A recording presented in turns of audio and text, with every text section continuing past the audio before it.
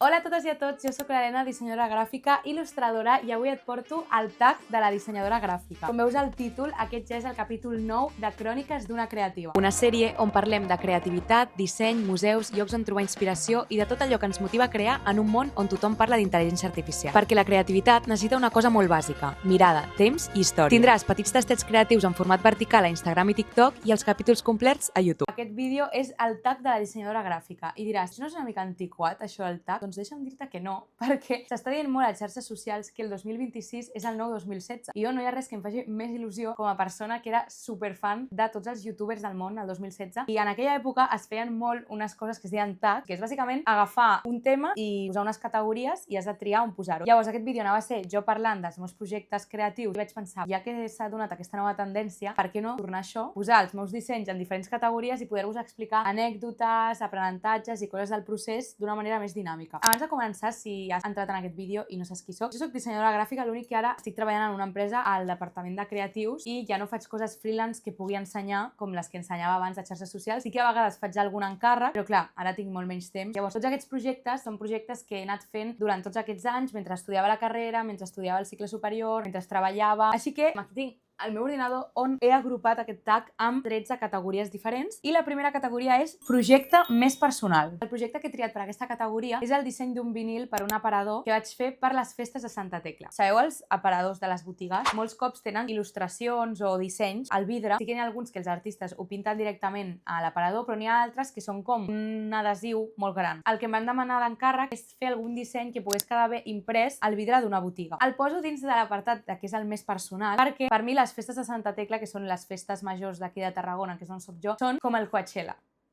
Les meves amigues i jo ens prenem Santa Tecla molt en sèrio. Va haver-hi una Santa Tecla que van venir tots els meus amics d'Erasmus i érem com aquí a casa dormint més de 10 persones i van flipar perquè ho vivim molt heavy. Llavors, poder fer un projecte en el que pogués il·lustrar les bèsties, els balls de Santa Tecla va ser super important per mi, super personal, perquè és que a més com que m'ho sabia de memòria perquè des de petita que porto dibuixant. És una cosa que als tarragonins ens fa molta il·lusió. Un dels meus somnis, així llunyans, és arribar algun dia a poder fer el cartell de Santa Tecla. Fer això per mi va ser com un petit esclau a poder algun dia arribar a fer el cartell. Quan estava allà a la botiga hi havia nens petits que es feien fotos amb el vinil. Em va encantar fer aquest projecte. El vaig fer super agobiada perquè estava treballant 8 hores en una oficina. Ho feia per les tardes, però clar, jo arribava a casa a les 7 de la tarda. I dins de personal també he posat el cartell de la Canonja. No és el més personal, però està molt relacionat amb el de Santa Tecla i és personal perquè també és com un esglaó més a això de poder algun dia arribar a dissenyar el cartell de Santa Tecla. Aquestes són unes festes que no connecten. La Canonja és com un poble que està a prop de Tarragona. No va ser tan especial com el de Santa Tecla, però sí que és personal perquè m'ajuda com algun dia a veure si puc arribar a aconseguir el meu somni. La següent categoria és projecte que em va fer sentir professional de veritat. En aquesta categoria he posat un projecte que vaig fer d'unes icones per la Generalitat. I us explicaré una mica la història darrere perquè jo ara veig les icones i no em representen gens. Les vaig fer potser fa 7 anys o 6. És més el que significa que el que realment és el projecte, perquè com ja us he dit, doncs ara no faria així les icones. Jo estava a l'escola d'art fent el cicle superior i ens van presentar aquest projecte que era fer les icones per la web d'educació de la Generalitat. Es presentaven totes les escoles d'art de Catalunya. Tu havies de presentar, crec que 15 icones al principi i fer una presentació de per què havies decidit aquest disseny, etc., els de la Generalitat, i si t'escollien, després havies de treballar amb ells i dissenyar 112 icones, com totes les icones per tots els estudis que hi ha a Catalunya. L'he posat en aquesta categoria perquè jo, quan estava a l'escola d'art, no em sentia gens professional, no tenia com ningú en aquell moment que em digués que el que estava fent estava bé, és que sentia que era impossible que jo em pogués dedicar a això. Em vaig presentar aquestes icones i em van escollir com a guanyadora del concurs, per tant, començava a treballar amb la Generalitat i cobrava per això. Llavors, per això l'he posat en aquesta categoria de que em vaig sentir professional, perquè per primer cop a la vida estava treballant d'alguna cosa que estava relacionada amb el disseny. La veritat que em va impulsar molt a seguir intentant-ho perquè en aquell moment no em sentia gens capaç de res. I això em porta a la següent categoria, que és projecte més antic.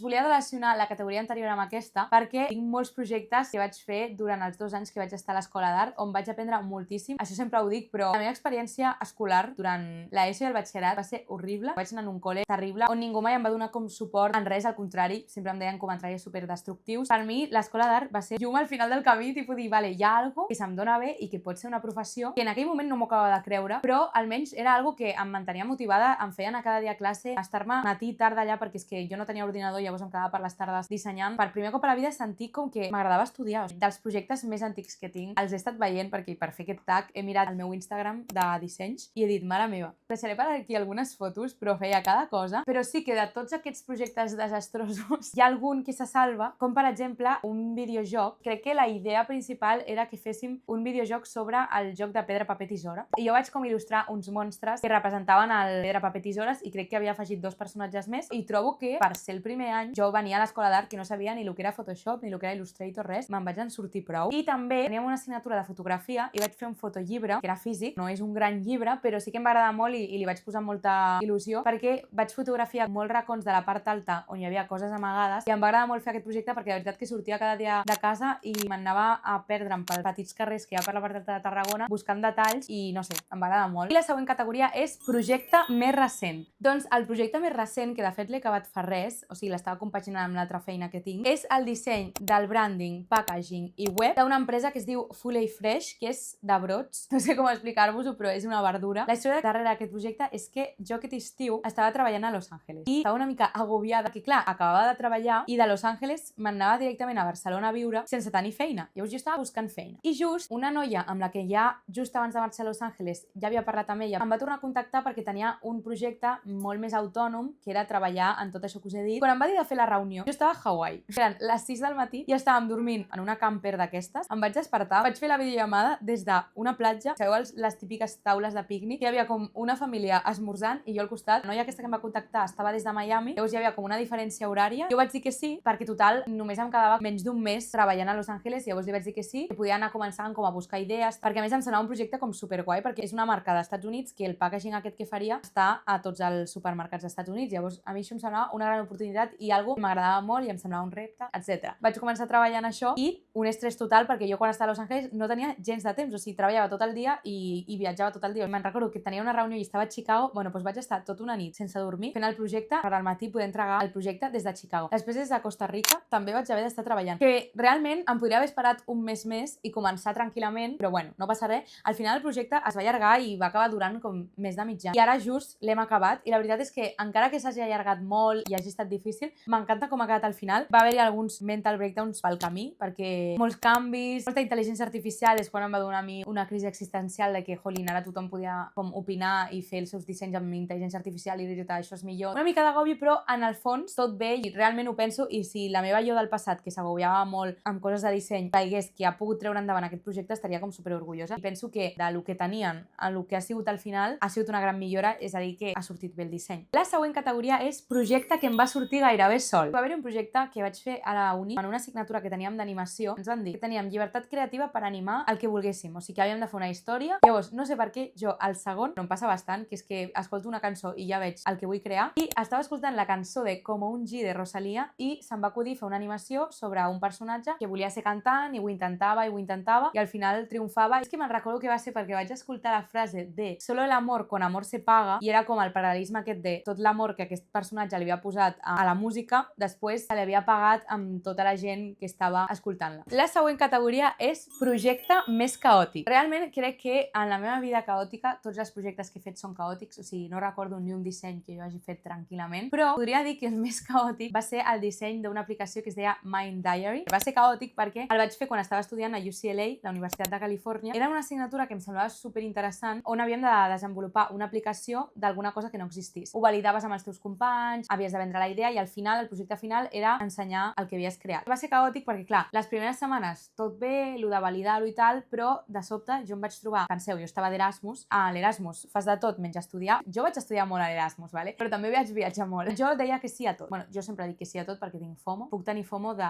qualsevol tipus de pla. Això que em va portar que de sobte me'n vaig adonar que tenia 2 dies per fer tot el disseny de l'aplicació. Em vaig tancar en una biblioteca on ningú em pogués trobar, perquè és que a mi em passava que si em tancava a una study room d'on jo vivia, em trobava algú i em posava a parlar. Llavors me'n recordo que jo, callada, me'n vaig anar un dia, vaig agafar la motxilla i me'n vaig anar a una biblioteca secreta. La gent em trucava i jo no estoy. I em vaig estar, crec que d'aquell cap de setmana potser 14 hores cada dia a la biblioteca i al final ho vaig treure. Però em sembla que va quedar molt mono. També vaig haver de fer com un vídeo per promocionar-ho i al professor li va agradar molt. Després tinc projecte més ràpid de fer. Realment també podria haver posat l'anterior, però va haver un projecte que em va venir la idea així, la vaig fer al client li va agradar i tancat. De normal això no passa, en un món perfecte sí. És una noia que em va contactar perquè tenia un blog de viatges i volia fer-se la identitat visual. Me'n vaig anar a la meva platja preferida a fer una mica d'esbossos i se'm va acudir el logo, li vaig passar l'esbós, em va dir perfecte, ho vaig vectoritzar, li vaig enviar i fet. La següent categoria és projecte amb més hores invertides. Sens dubte, jo crec que el projecte al que més hores li he dedicat és aquest d'aquí, un llibre il·lustrat. La veritat és que encara no em crec que vaig fer un llibre. Com que la vida passa molt ràpid i no te n'adones de les coses que has fet, però això literalment era un dels somnis que tenia quan era petita, poder il·lustrar un llibre. A mi de petita m'encantaven els llibres il·lustrats, o sigui, em quedava hores i hores mirant els llibres i per això hi ha com tantes referències a llibres que he tingut de petita. Però clar, m'hi vaig estar molt de temps perquè crec que eren més de 20 il·lustracions i jo sóc la típica que m'estic detall a detall perquè tot surti bé. Llavors sí que va durar un any aquest projecte, entre que vaig crear els personatges, vam escriure la història. La veritat és que és boníssim. Projecte més divertit. Quan a mi em deixen llibertat creativa és quan millor m'ho passo. Llavors aquí he posat uns quants. El primer és totes les campanyes publicitàries que vaig fer per Òptica Activa, on em van deixar totalment llibertat creativa per posar les meves il·lustracions amb el meu estil, que ja us dic que això no sol passar. M'ho vaig passar molt bé, vaig fer un munt de campanyes. Tenien una promoció amb un gimnàs, doncs feia el cartell. Tenien una promoció d'unes d'unes lentilles, doncs feia també tots els cartells. I a més era molt guai perquè com l'Òptica Activa està aquí a Tarragona, la gent veia els cartells de publicitat i m'enviava foto. Va ser com els primers cops que vaig poder veure un disseny meu a la vida real i són moments en els que dius, wow, I made it. Però clar, també aquí he posat de tot. He posat Bali, que va ser una identitat visual que vaig fer per una marca de roba de streetwear. També he posat samarreta il·lustrada, perquè fa poc vaig fer una samarreta per a una amiga, li vaig fer el disseny i també m'ho vaig passar molt bé perquè, com que la conec, doncs m'agradava fer els dibuixos i tal. He posat postals, que és que a mi m'encanta fer postals pels meus amics, això no sé si considera un projecte, però tinc capses i capses plenes de postals perquè m'encanta regalar-los als meus amics postals per Nadal o pel cumple, fetes per mi perquè trobo que és com superespecial. La següent categoria és projecte més infravalorat. La veritat és que en aquesta categoria no sabia què posar, perquè a veure, quan tu et dediques al disseny o a alguna cosa relacionada amb l'art en general, tendeixes a pensar que la teva feina està bastant infravalorada perquè ho està. Realment és com difícil poder posar projectes en aquesta categoria perquè gairebé amb tots m'he sentit una mica així, és una sensació constant. Llavors, he posat els de la uni, perquè a veure, és que jo vaig fer una carrera que no recomano gens, potser ara l'han canviat i està bé la carrera, però sentia que tots els treballs que feia tampoc me'ls valorava ningú que entengués alguna cosa sobre el disseny. Jo no dic infravalorat de que no, m'han posat un 4 i em mereixia un 10, no, dic infravalorat de no se l'han ni mirat. Vaig fer una aplicació que es deia Crearte per una assignatura que teníem de creativitat, era una aplicació per sortir d'un bloqueig creatiu i també vaig fer una altra que es deia Virtual Closet, que era una aplicació com per tenir el teu armari al mòbil i poder combinar la roba millor. També vaig fer com una campanya per conscienciar sobre la beguda i sortir de festa, etc. Vale, la següent categoria és projecte que em va fer créixer més com a dissenyadora. Realment també ha sigut difícil. Jo sento que tots els projectes que he fet m'han fet créixer com a dissenyadora perquè el guai del disseny és que té tantes branques diferents que sempre que treballes en algun projecte aprens alguna cosa nova. Així que, bueno, he posat un projecte que vaig fer per unes xarxes socials d'una empresa de lifting de pestanyes i celles. Allí vaig aprendre molt perquè crec que era el primer cop que feia un branding de manera professional, tipus no un treball de la uni o del cicle, i també que portava les xarxes socials d'una empresa. I després també he posat un projecte que, a veure, no el considero projecte perquè tampoc va ser algo tan llarg. Bueno, però sí, que és l'anuari per la residència on estava vivint l'any que estava d'Erasmus. I mireu la portada, jo penso que va quedar superxula. Jo treballava al departament de comunicació de la cooperativa aquesta on vivíem i vaig aprendre molt perquè estava amb una noia que era dissenyadora gràfica i em va ensenyar com maquetar. La veritat és que jo era una mica dissenyadora, bueno, i segueixo sent-ho, perquè de pacotilla, i em va ensenyar com posar guies, com jo dissenyava una mica lo loco i ella em va dir, bueno, això es fa així, i és un record que em queda per tota la vida, del millor any de la meva vida i de la millor residència on es pot viure al món, que és la cooperativa, doncs que ho estic mirant ara i que guai. O sigui, vaig dibuixar el mapa de Los Angeles per posar on estava la residència. Les contrapàgines d'aquí és un collage que vaig fer jo a mà, o sigui, retallant com fotos de la cooperativa. I quina il·lusió!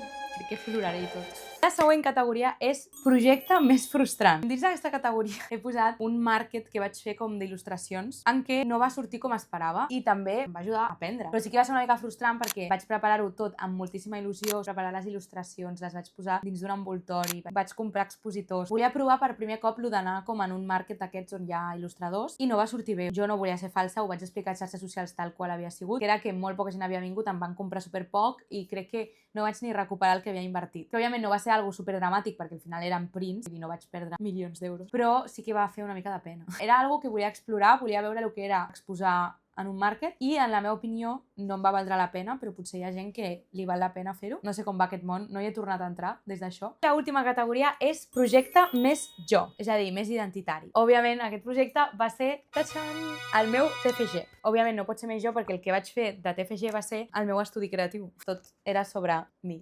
És un totxament. La veritat que m'ho vaig currar un munt. Vaig aprendre molt a maquetar, aquí també. Aquest no és el definitiu. Vaig fer molt de merch. Com veieu, això és part del merch. Una capseta i una espelma, vaig fer stickers. Aquesta capsa la vaig fer en col·laboració amb una aplicació de packaging que em va fer molta il·lusió perquè també quan vaig estar fent aquest projecte vaig començar a fer col·laboracions com amb empreses de disseny que sempre havia vist en els meus referents que col·laboraven amb elles. Només falta col·laborar amb Adobe. Pagueu-me el Photoshop, és l'únic que vull. I ja està.